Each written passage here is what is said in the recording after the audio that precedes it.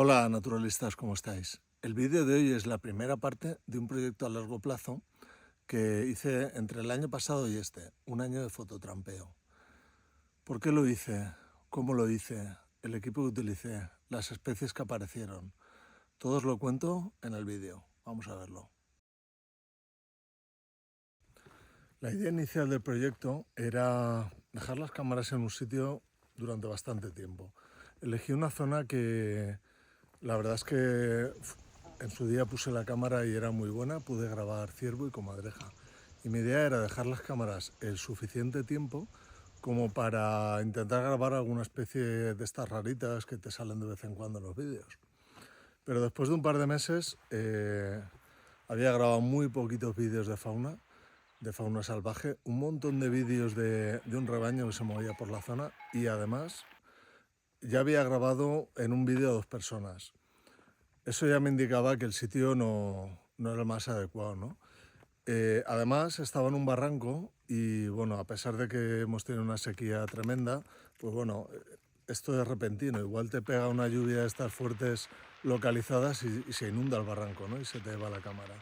Total, que decidí cambiar la localización a otro sitio. Y el otro sitio estaba muy cerca, eran unas encinas súper grandes. Estas encinas se salvarían en su día de la tala, de los incendios y tal, y son súper importantes para lo que es la regeneración del bosque. Y se me ocurrió que seguramente también eran importantes para la fauna, ¿no? Que sería un sitio interesante para este proyecto. Entonces decidí cambiar las cámaras allí, que estaba muy cerquita de la primera localización. Y durante todo el año estuve moviendo las cámaras alrededor de un círculo, digamos, o de un perímetro de unos 50-100 metros, a lo sumo, ¿eh? Casi siempre estuvieron cerquita de las encinas. Y esta fue un poco la idea inicial del proyecto. No quería repetirme con lo de 6 meses de fototrampeo que dejé las cámaras quietas en un sitio, sino un poco alrededor. Bueno, como os digo, la idea era colocar las cámaras en diferentes localizaciones, pero todas muy cercanas, alrededor de las encinas. No repetirme con el proyecto anterior y de esta manera conseguiría varias cosas. Primero, son más difíciles de localizar. Si dejas la cámara en un mismo sitio durante X meses, lo más probable es que alguien en algún momento pase por allí. Si lo vas cambiando es más difícil. En segundo lugar, tenía de esa manera más facilidad para grabar animales distintos. Y en tercer lugar, tomas distintas, para hacer un vídeo un poco más chulo y un poco más ameno.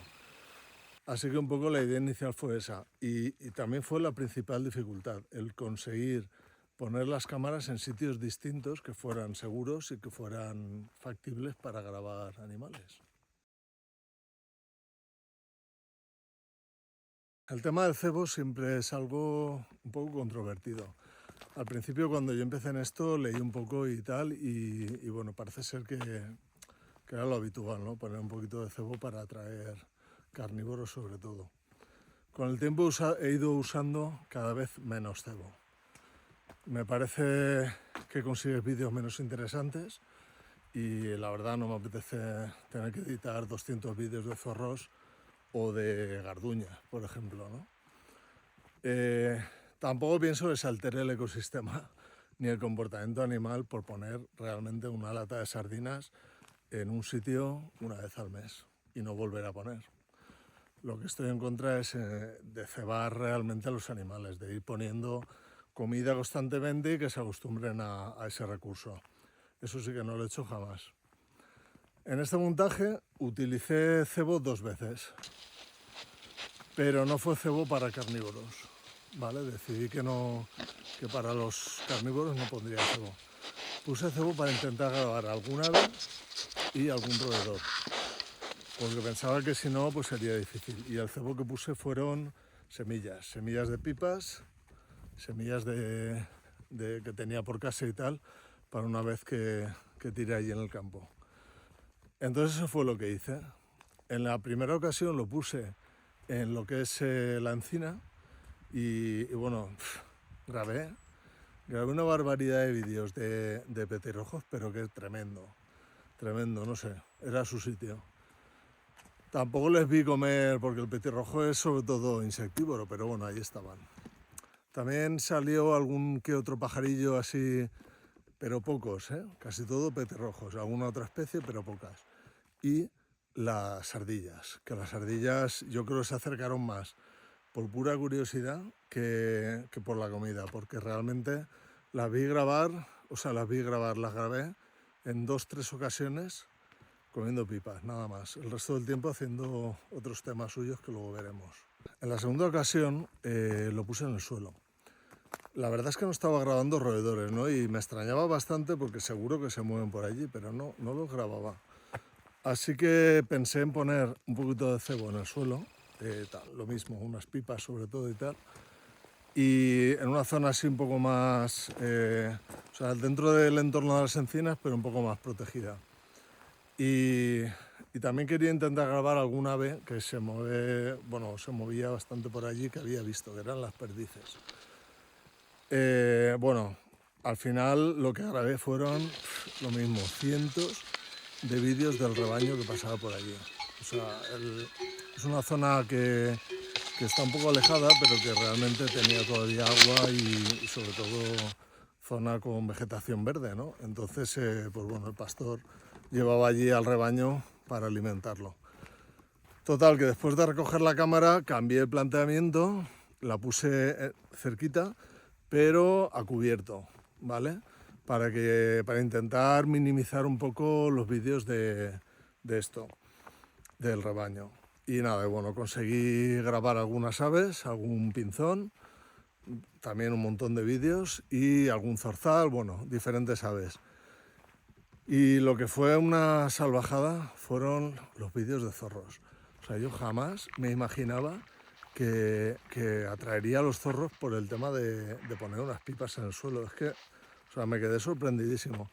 Pero ahí aparecieron un par de zorritos que me dejaron como 500 o 600 vídeos de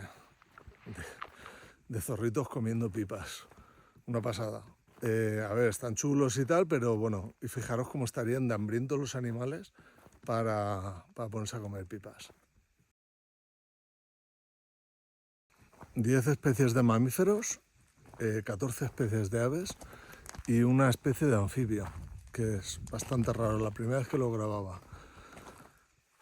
Aparte de eso, un vídeo de personas, solamente un vídeo, con lo cual bien.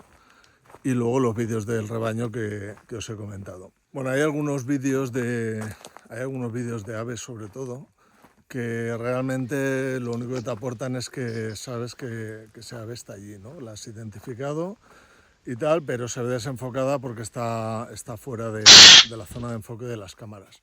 Ya sabéis que las cámaras de fototrampeo enfocan igual a una distancia, depende del modelo, pero a una distancia igual de 1,5 metros, 2 metros, 3. Entonces todo lo que está más cercano pues te va a salir desenfocado. Si aparece muy cerquita el ave, pues muy desenfocada. Entonces, como fui variando un poco con el tema de las lentes de aproximación, que luego os contaré, pues hay vídeos que se ve que es el ave X, ¿no? Por ejemplo un papa mosca gris que grabé, pero el vídeo pues tampoco vale la pena.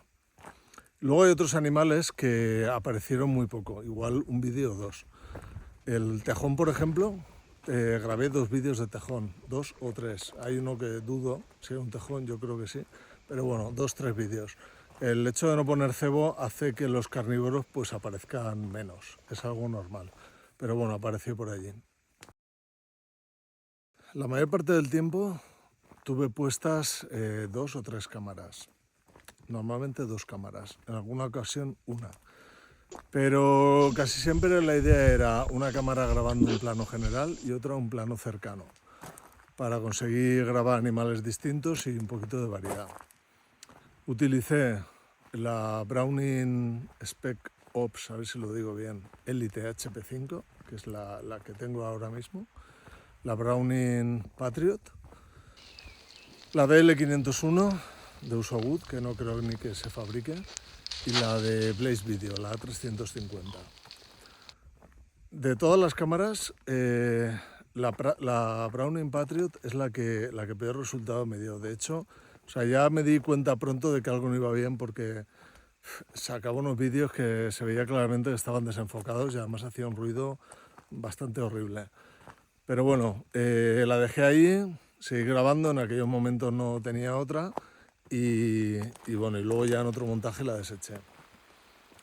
Luego la de Blaze Video, la A350, tiene cosas que me gustan mucho. El sonido es buenísimo y tiene una detección también súper buena.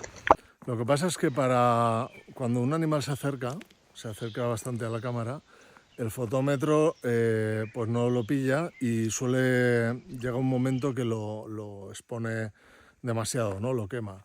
Pero bueno, como cámara la verdad es que funciona muy bien. Y luego la DL501 pues la usé muy poquito. La dejé en alguna ocasión y tal, pero no grabé muchos vídeos con ella. Aparte de las cámaras, y ya los que seguís el canal y tal, ya sabéis que yo uso mucho las lentes de aproximación.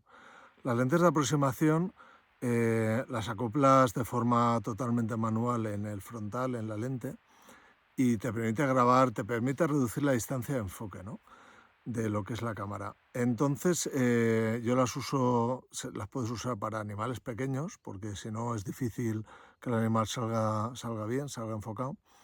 Pero también son muy útiles para grabar animales grandes de cerca. Consigues unos planos súper chulos. Y luego también iba a comentaros el tema de la duración de los vídeos. Yo normalmente la duración que pongo suele ser de 20 segundos. Algunos ya sabéis que las cámaras Browning de noche solo te permiten esa duración. Yo habitualmente de noche y de día dejo unos 20 segundos. ¿Por qué? Pues porque realmente en la mayor parte de los casos los animales se acercan, se alejan, pasan de largo y tal, pero es difícil que los tengas en plano mucho tiempo, ¿no? Se están moviendo. A no ser que hagas algo así, tipo pues, una carroña, una cosa así, que ya puedes hacer algo durante más tiempo. Entonces la duración de los vídeos fue 20 segundos. Y ya os digo, las lentes de aproximación y bueno, y las cámaras que os he comentado. Bueno, pues hasta aquí el vídeo de hoy. Voy a hacer una o dos partes más de este montaje. ¿Cuál es el motivo? Pues el motivo no es otro que el tema de la duración. No quiero hacer vídeos tampoco súper largos. A mí se me hace pesado tanto hacerlos como verlos. Entonces he pensado hacer un vídeo, digamos varios vídeos en vez de uno súper largo, ¿no? No tiene ninguna otra historia. Así que en la semana que viene intentaré, ¿vale?, subir la segunda parte de este montaje de un año de fototrampeo. Espero que os haya gustado y si os ha gustado, pues la semana que viene más. Venga, hasta otra.